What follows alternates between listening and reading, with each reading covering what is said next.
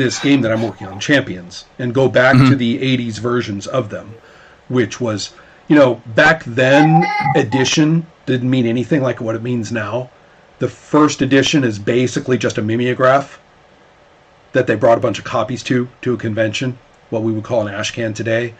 The second edition is when it gets ring-bound. The third edition is the one that's stapled or perfect bound. Well, anyway, so technically I'm talking about Champions up through its third edition, but really I'm basically just talking about it in its first incarnation. And it had the concept, and I think it may have been the first game to formalize this, of special effects. And unlike later and what GURPS did, which was to say special effects are just skin, if there's going to be a consequence of special effects that has an important game effect, pay the fucking points. Otherwise, it's just skin. Champions was exactly the opposite. Champions said, you say whether it's a fire blast. You get the power energy blast, but you called it a fire blast. There is no fire blast in the book. And all the consequences of it being a fire blast are applied opportunistically and, more importantly, inconsistently as you see fit. Sometimes when the Human Torch blasts someone, it's a pinpoint blast. He knows exactly what he's doing. He doesn't set anything else on fire. Yeah. Other times when the Human Torch blasts somebody, somebody says, oh, it's fire, and everything goes on fire around it. Yeah. And the Champions was quite brilliant in saying, do this opportunistically. Do it for fun. When you want it, or when you hang your head and say, damn it, I am in the Balsa Wood airplane warehouse. I don't want to set everything on fire, but come on. I know the GM's looking at you and you're looking at the GM and you're like, oh shit, you're right. It's going to go up, isn't it? And so, the idea that the special effects would have a potentially overriding effect at all points. And because there is not even, in Champions of that time, there is not even a list of concepts for the powers. It's not in there. It says, you read comics. Why am I telling you? That's what the text says. It's like, you read the X-Men just like I do. What the hell? Since when do I have to tell you what a superpower does? Yeah. And that was the idea, was that you could come up with who knows what. I could come up with my purple mushroom powder psychic power. And I get the generic rules, and I build what looks like a very generic set of powers on my sheet. But when play, they're not generic at all. That's my fucking purple psychic mushroom powder, and it's going to do what it does. Right, yeah. I found it very tragic that was lost from the traditions of that game as time went on. And although the early GURPS was heavily influenced by the early Champions, and there's a lot of complex interactions there, the later Champions was heavily influenced by GURPS. And so you kind of lost that what I like to call special effects with teeth, right? They're not skin. They are a systemic element of resolution. I've always valued that. When I wrote Sorcerer and provided, less than 20, maybe as few as a dozen demon abilities, and they're very generically named, and they're very modular. And so the idea is that you thought about what your demon wanted to do, and then you go there and you build it by snatching the ones you want, and some of them you stick together. Right, yeah. And in Sorcerer, that's like ad lib. There's no special cost for sticking them together or anything like that. And so you do that. Now, I was using raw Champions logic when I did that. But this was 2000. Well, actually, technically 1996. People were reading the game and playing it by 2000. A lot of people had no idea what they were looking at. They were floored. They were like, where's the list of... What do you mean, 15 demon abilities? Where's the list? Where's the Spite's Tail versus the Acid Spit? Where's the levitation versus the wings? Where's this? Where's that? Where's the other? And how will I know how it works if you don't spell out exactly the game mechanics that it Yeah. invokes. Yeah. And in a couple of places I had made the error of being fairly precise, like in warping material, like warping physical material. I had said, roughly a cubic foot for, per point of power. And I quickly found that people reading the rules gravitated toward those few mentions of anything of the kind and treated them as holy writ when I had thought of them as just a visual.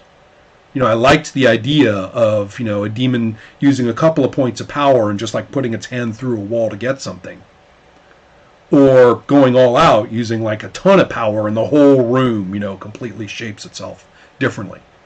Right. But that's really how I had in mind. Yeah. Was that scale of effect. And Champions also has a weird unit.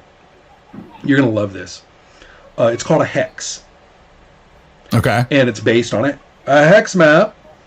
Mm-hmm. So now you're thinking, okay, skirmish wargaming, and yeah, there's facing and angles and stuff, right? And then, here's the interesting thing. A hex in Champions was supposed to be done on an inch map. Right, so every hex was an inch. So a lot of the measurements in the game are given in inches. Okay. But in the fiction, a hex is 2 meters. So you have a whole generation of gamers for whom hex, inch, 2 meters is completely fixed in our brains. Huh, I didn't know that. Yeah, which is ridiculous. I mean, right now you read the rules and it's surrealistic. It's like, what, my energy blast goes 15 inches? What? I had the exact same reaction when I started reading some like OD&D stuff. Oh yeah, everything's described in inches. I'm like, this makes no sense. Exactly, I'm missing something here. What is going on? Yeah. Well, you had your tape measure and you had your big map out. Yeah, it's like literal inches. Yeah, it makes sense when you think of it that way.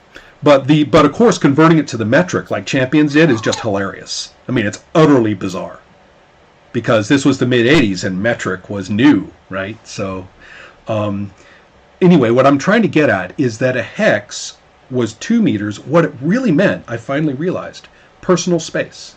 Their unit was rough personal space, and they specifically said just outside a hex and just inside a hex is wiggly. You can reach into a hex. How far can you reach into a hex? Not saying. Yeah. It's intentionally wiggly. You can move around in your hex a bit, lean in it. Mm-hmm. You can lean into other hexes, stuff like that. And so that's actually fairly interesting because it means what looks like an incredibly nitpicky, wargamey, tape measure, battle mat kind of play. Suddenly, because the hexes are defined by a personal space, they're about as tall as you. Your arms are about as tall as you. Yeah. You spin around with your arms stretched out. That's a hex. And then we quickly stopped using the battle mats. It was too good an intuitive measure. We would say That's fighting. Really clever, yeah. Yeah, we're fighting downtown.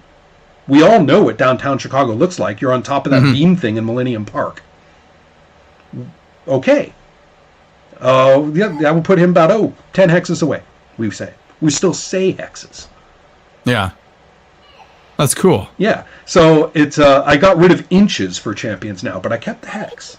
Because all of a sudden, theater of the mind was I noticed as time went by, everybody playing Champions abandoned the battle mat. Yeah. We didn't need it. Yeah. And so, but do you see the useful of its wiggliness? That the wiggliness was really important, really interesting. You could, if when you said he's just out of range or he's just inside range, you meant it. You really meant really out or really in. There's no. It actually was very useful. It's funny how fixed those sorts of things get in people's heads. Like I had a funny experience recently. I just made a video about cutting up Magic the Gathering cards. I have a bunch of them over here where you just have like a hole punch and you like punch out the characters and turn it into like a little pog for like your character. Oh man. And breeding pit. The breeding pit image from Forbidden Empires or Fallen Empires or whatever it was called? Let me look it up. I don't actually play that much Magic. Breeding pit. Oh, yeah. That's cool. Oh, man. I got my character all ready to go. I don't care what game you're playing. I'm playing that.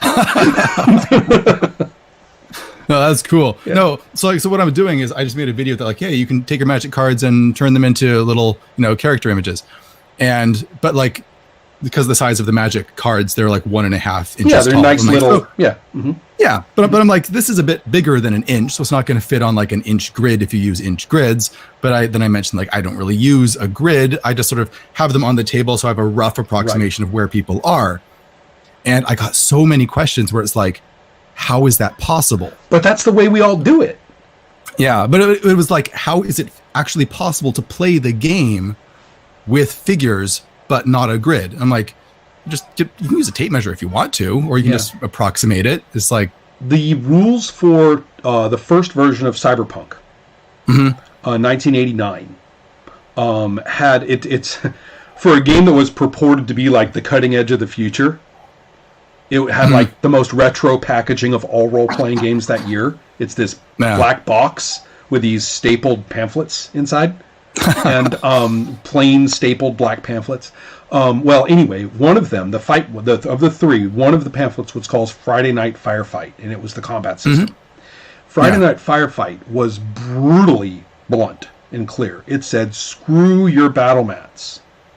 Go ahead and get anything to represent your character. We don't care if it's a fucking salt shaker. Set it out. You say how big this table is that you're using, this area that you're using. Just say how big it is. Yeah. And then use that. And if you want to know, I mean, put the cereal box in the way, for the wall. Right. And, as you guys run around and stuff, you're going to know if you have any trouble. If you want to see if you got line of sight, put your eyeball down there and look. Right. That's it. And so it was really it's the best verbal presentation of object-assisted theater of the mind that I've ever seen. Yeah, it's a really good piece, and I know where he got it. I mean, because we had been doing that by drifting the battle mat out of Champions for years at that point. Yeah, and I was like, oh, I know how to do that. Yeah, it was. It's also a fun game because of. It was something about the Punisher in the late 80s, but Ordnance and its direct effects on the human frame was highly valued as role-playing content at that time. And I think we all learned like what a Desert Eagle even was from the rules of Cyberpunk. So I've been meaning to read Cyberpunk recently, actually, but I heard he's working on a new edition, so I'm sort of waiting for that. Well, I guess they're doing that with everything. Like a lot of games, it underwent a huge change as they moved into the 90s and the supplement-driven treadmill occurred. Furthermore, when it got shifted into what was called Cyberpunk 2020, the sort of gritty human sacrifice, anti-establishment, rocker rebel context of the original game got shifted very much into Shadowrun mission op merc style. So there's a big shift there, and so if you ever find a copy of the big ass black box, I recommend it. It's its own cool thing. Well, I know that like he's also trying to adapt what they're doing in the video game, right? Because there's that huge video game coming out, and that's like probably going to affect stuff. Yeah, I'm really enjoying talking with you, but I think we ought to close it while we still have like kind of a a sense of accomplishment. This was really enjoyable. I hope you'd like to talk again sometime or join me in some of the stuff that we do. If you ever get for sure. I really enjoy doing these sorts of video chats because like all of my discussion online is just through text, so I don't see anyone in like even the whole OSR sphere face to face almost ever. Yeah, I think it's worthwhile to try to recover that because. And I kind of like the rough reality of the dialogue because, and especially for playing, it's the same thing.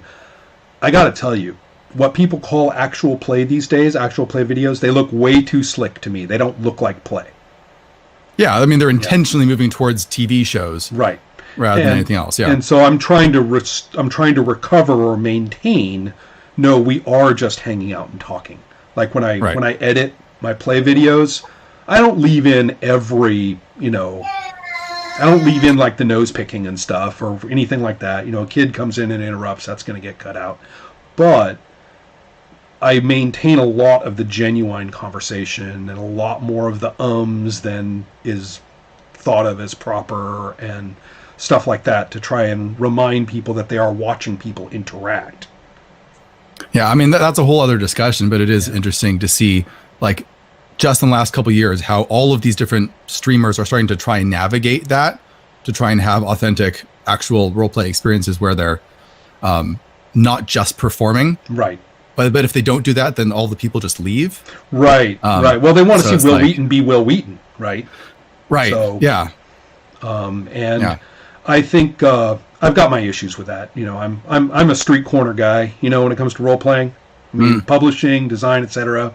I'm out there on the street corner. I'm Rorschach with my sign, So, this was a real pleasure. I really enjoyed myself. I hope you did. I did too. Thanks for initiating it. Yeah, we'll stay in touch. I'll talk to you later. All right. Yeah, take care. See ya.